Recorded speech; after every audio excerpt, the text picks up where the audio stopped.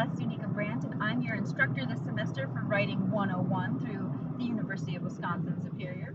So on the left-hand side of the screen, you see the agenda, and on the right, you should see my face. I like to put videos in here because my research that I did for graduate school shows that when you can see someone's face, that information just kind of sticks to your brain for quite some time. So videos are the way to do things. Also, I am in a car. I'm headed down to the Minnesota State Fair, which is awesome. Look at my t-shirt.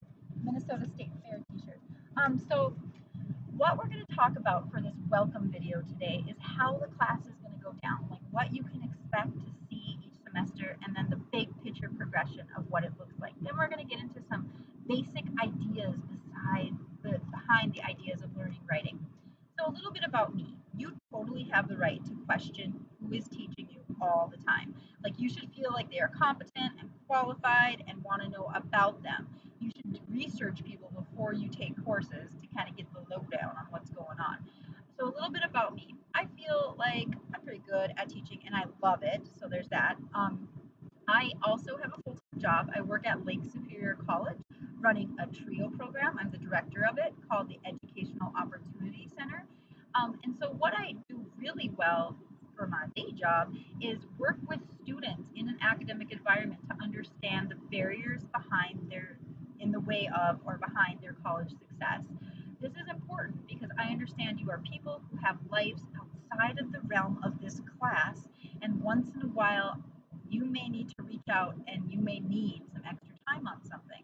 I get that and I want to work with you. So always come talk with me as soon as you possibly can if something is going on. Silence is bad news bears. Silence is the best, easiest way to get a bad grade in a class very, very quickly. You want to reach out with all your instructors. Secondly, I have a master's degree in English and I love the written word. I think it's the most powerful means through mass communication and the most powerful means to change the world.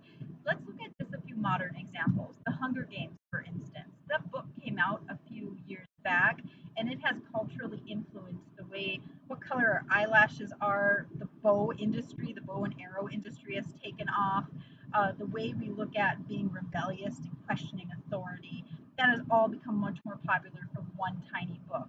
You could look at Harry Potter and the same consequence on a huge scale embedded into the way we do things. But now, when I talk about the most pivotal things that were written in history, I think of things like Uncle Tom's Cabin. That was a book written in like the 1800s by Harriet Beecher Stowe, and it started the Civil War. Let me say that again. It started the Civil War.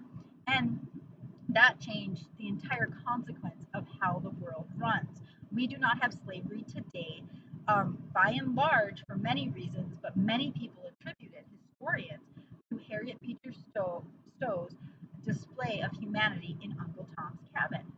When you look at the Revolutionary War, a lot of academics argue it was started from the Thomas Paine pamphlet, one pamphlet that talked about the rights of liberty and freedom. So when you learn the way to argue, how to interact in academic discourse, you literally have the world at your fingertips. You can woo someone into falling in love with you or not liking you very much. You can sway people. This idea of persuasion is everywhere. And when you're communicating, it usually is persuasion involved. Hey, do you want to go see a movie? You say in a text. You're just asking someone to hang out, right? That has an element of persuasion in there. So writing 101 and writing 102 are meant to build up to you being an awesome academic writer. But that's not the only writing we do. We do all kinds of professional writing and personal narrative. We do all kinds of writing.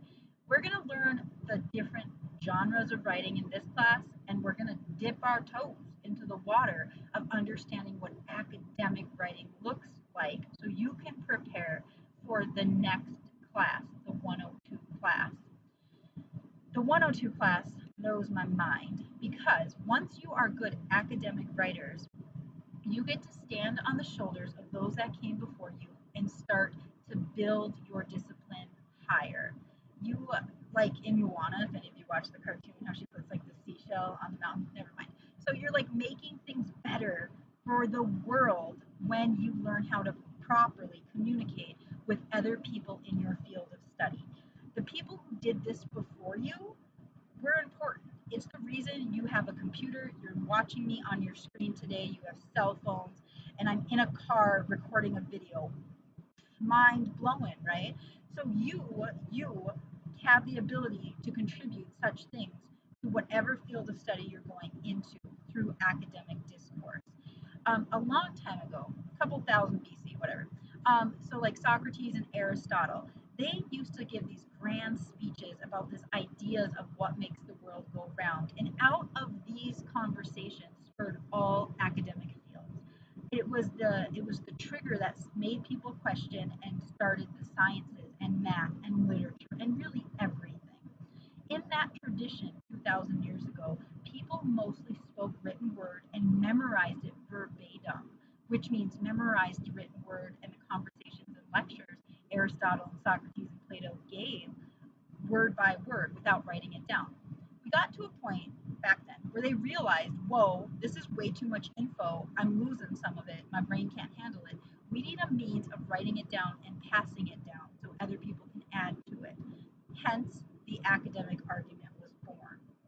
So in the next video, I'm going to talk a little bit more about this academic argument, what you can expect from this class, and the most basic building blocks of what all writing should entail.